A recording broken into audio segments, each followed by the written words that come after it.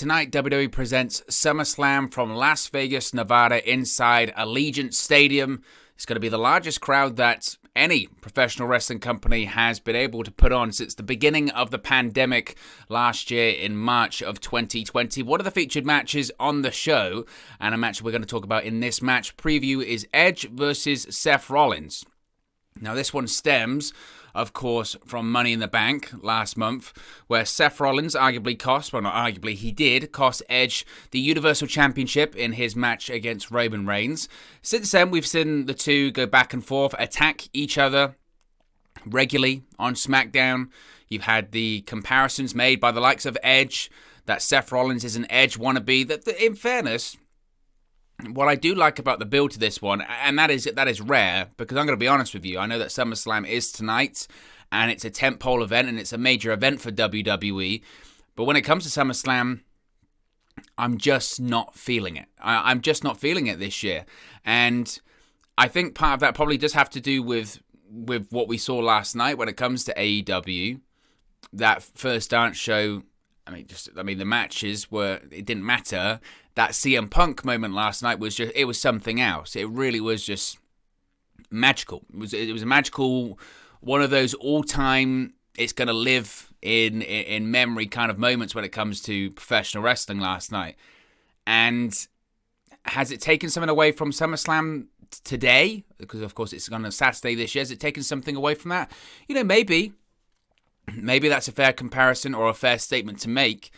But I don't think it's alone. I really don't think it's alone in the sense that it's not just the Punk situation that's taken away from SummerSlam this year. I think a big part, truly I do, I think a big part of maybe why I'm not feeling it for SummerSlam this year is just the creative is just bad. The creative is just bad. Objectively, it's bad television.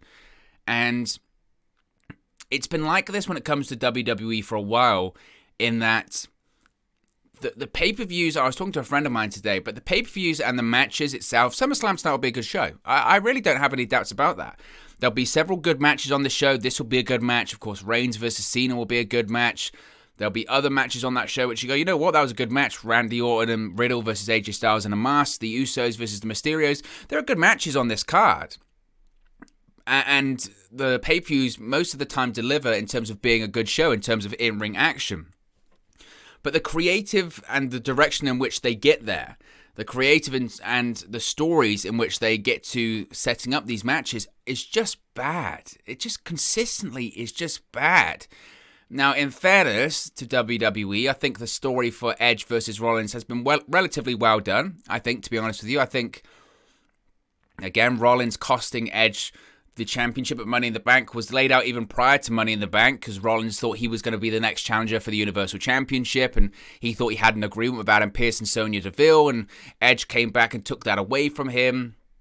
So because of that, you had Rollins lose the Money in the Bank ladder match because he put so much pressure on himself, and then he felt cheated by Edge coming back and taking his spot. So because of that, he attacked Edge and cost him the Universal Championship. That's fair storytelling, and they've doubled down on that in recent weeks, and they have made the comparisons between Edge and Rollins' career in the sense that, and I did like the promo that they did, I think it was Rollins did it, where he said, yes, we do have similar achievements, and we have done things that are similar. We've both won the Royal Rumble match, but Rollins was quick to prove that every time he's done what Edge has done, he's done better. Yes, he won the Royal Rumble match, Edge did, twice, but on both occasions, he didn't win a WrestleMania. When Seth Rollins won the Royal Rumble match, he defeated Brock Lesnar at WrestleMania 35 to win the Universal Championship. Yes, they've both won Money in the Bank and they've both cashed it in. But while Edge cashed it in on John Cena after he went through the Elimination Chamber match, Seth Rollins cashed it in the main event of WrestleMania and became the WWE World Heavyweight Champion in one of the greatest moments in WrestleMania history. That's good storytelling. That is good storytelling, and the parallels there, I think, work. I do think the parallels there work, and I do like the idea that Rollins is saying, look, yes, you can compare me to yourself, but you're just nowhere near me. You're nowhere on my level. So I think that's been a good story.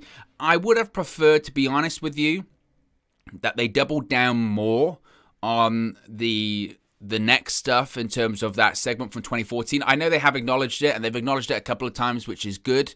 But obviously, I always felt that this story sold itself. The story was just there. It was a layup for WWE. And the story, of course, is that 2014, Seth Rollins had just turned heel earlier that year, and he was aligned with the Authority. The Authority had been removed from WWE television after losing the 5-on-5 Survivor Series elimination tag team match against Team Cena at Survivor Series. That's when Sting made his debut, his WWE debut, attacked Triple H, and Seth Rollins was pinned by Dolph Ziggler, ironically.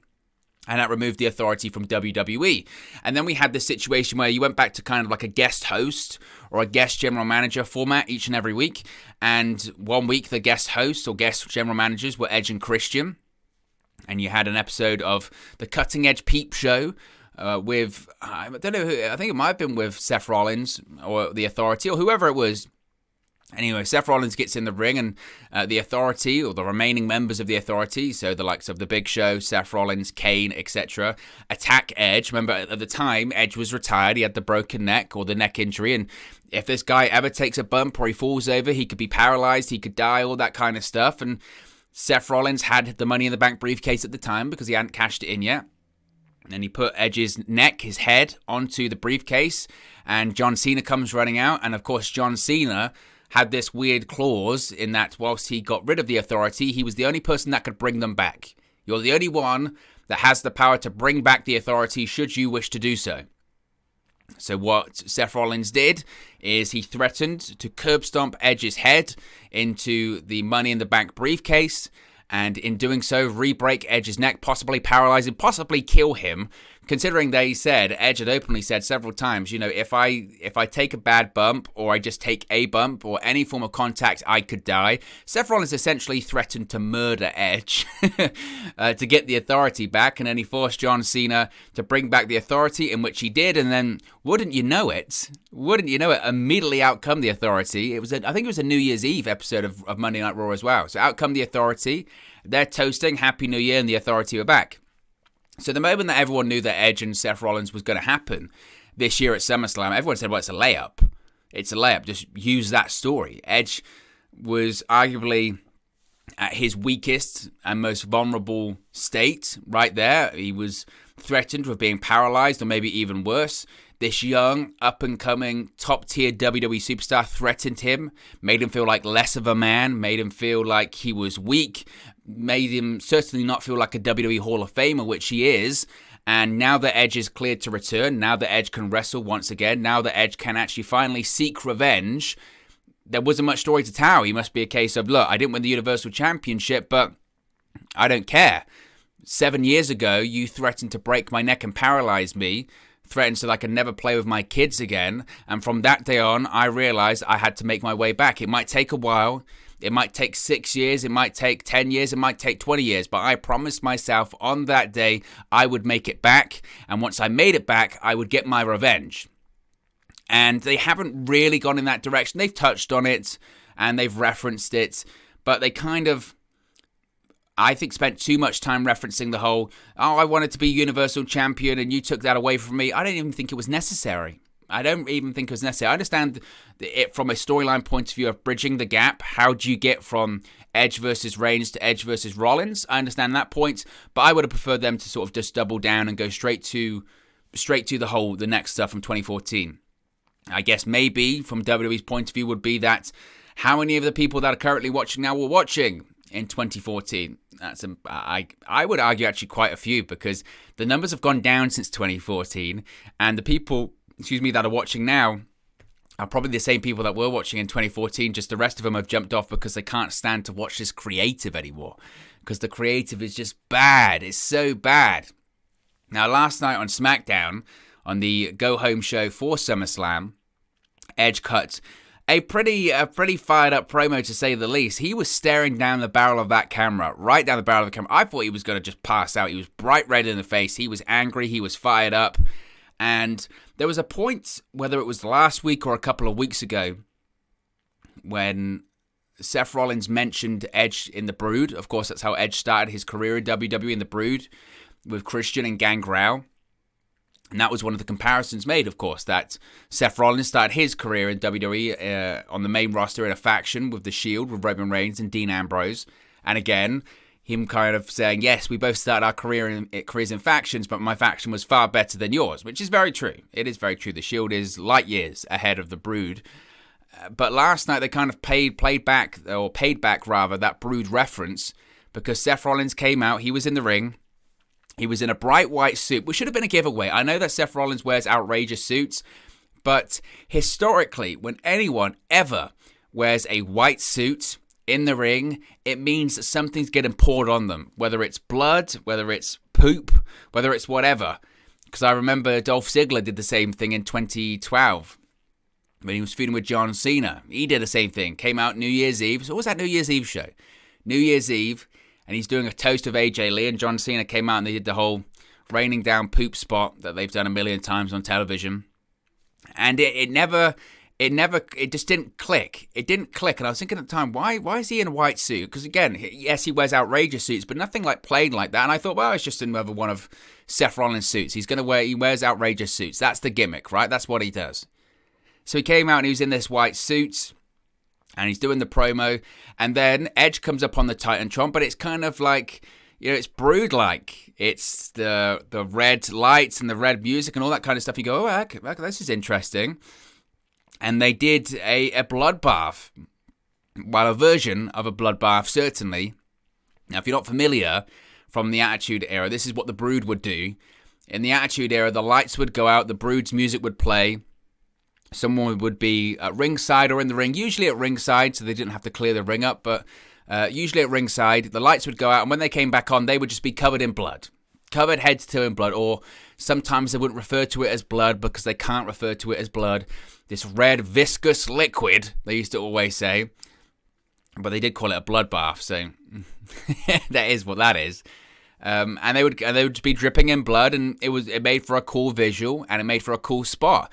So they decided to do that last night, but obviously, WWE's a PG show, and they can't do that nowadays. So instead of dousing him in red blood, it was like black ink. And that just felt a bit bizarre. That just felt a bit bizarre, to be honest with you. Instead of it being blood, which historically we know it to be blood, and Edge was on the screen with red lighting and... the Brood, vampires were very cool and very hip in the 1990s. You had Buffy the Vampire Slayer. You had Blade, obviously. You had, what was the show? Angel, which was a spin-off of Buffy the Vampire Slayer. You had all that kind of stuff. They said it was a popular deal in the 1990s, that period of time. The whole vampire kind of culture was very current. And the whole point of the whole Brood gimmick is that they were vampires. Alternative lifestyle, they used to always say. And Gangrel come out, he'd spit blood into the crowd. So they're referencing the Brood, but instead of getting blood poured on them, they get ink poured on them. It's like he'd just been attacked by an octopus or something like that. It still made for a cool visual, and I'm one of those people that do enjoy those kind of sort of big stunts or set pieces like that, because I think it creates moments. And so often when you watch SmackDown, especially Raw, but when you watch any WWE show, nowadays it does feel like they just don't tend to do that because they just can't be bothered, or because the planning is so short term and they genuinely don't know what they're going to do so often that they're changing it every 5 seconds, that they can't plan for these big stunts, because how can you plan for a big stunt like that when you're only deciding what you're going to do on the show at 5 o'clock or at 6 p.m. or something like that? You can't. Ultimately, you can't. And I always like those big stunts. Obviously, I don't want them to be done every week.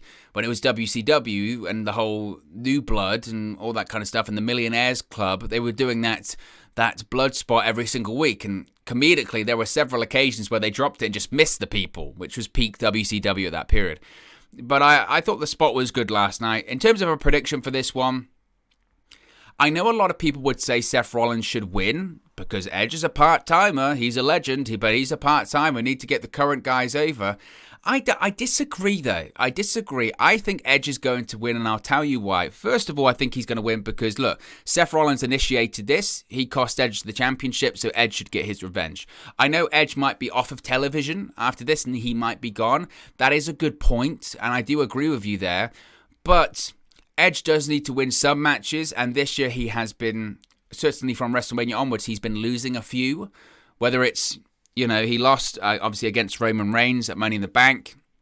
He lost when he was part of the tag team match on SmackDown before Money in the Bank. He lost that tag team match. And he lost at WrestleMania. And sometimes with these big legends, yes, obviously, they're legends. They have a name. Their win-loss records don't really matter. Just ask Goldberg at this point.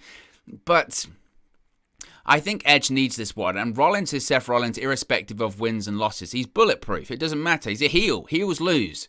So I think Edge will win this one. I think Edge gets the win. And the interesting thing, of course, will be what does Edge do after SummerSlam? Because I think the answer is nothing. I think he goes off television for a while. And again, people would say, well, why should he win that match then? I just think that Rollins is bulletproof anyway, and it doesn't matter.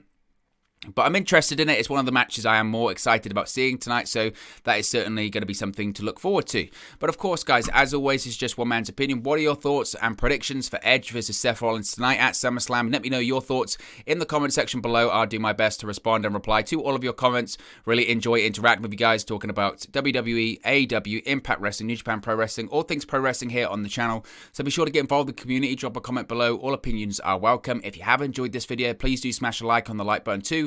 Really does help us out here on YouTube, gut the rankings, and get to people's recommendation feeds if they haven't seen our videos previously.